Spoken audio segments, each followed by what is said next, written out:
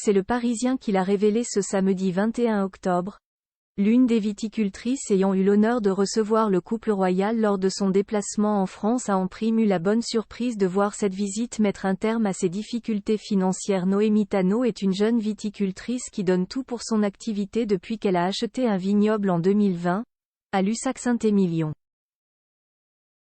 Vivant sur ses terres, elle a connu des débuts difficiles, comme le Parisien l'a relaté ce samedi 21 octobre.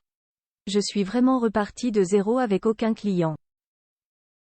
Avec seulement 2 salariés sur l'exploitation, la jeune femme de 36 ans n'a pas ménagé ses efforts pendant 3 longues années, fermement décidée à produire un premier millésime bio.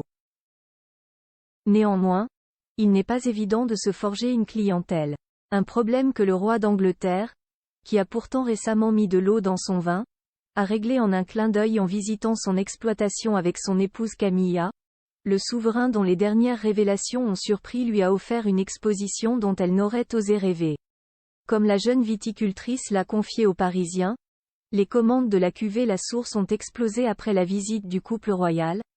Elles sont passées d'une caisse de 12 bouteilles par semaine à 20 à 30 caisses par jour d'ailleurs. Elle n'aura bientôt plus de stock.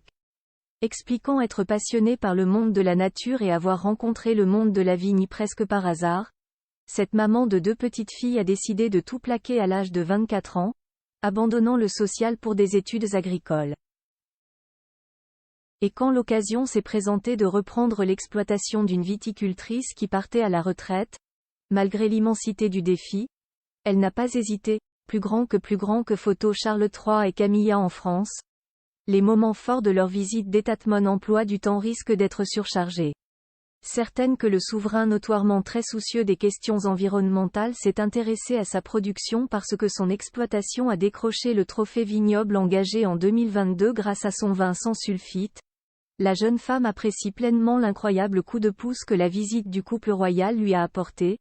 Je remercie le roi Charles d'être passé par là. Sans lui, mon destin aurait peut-être été différent.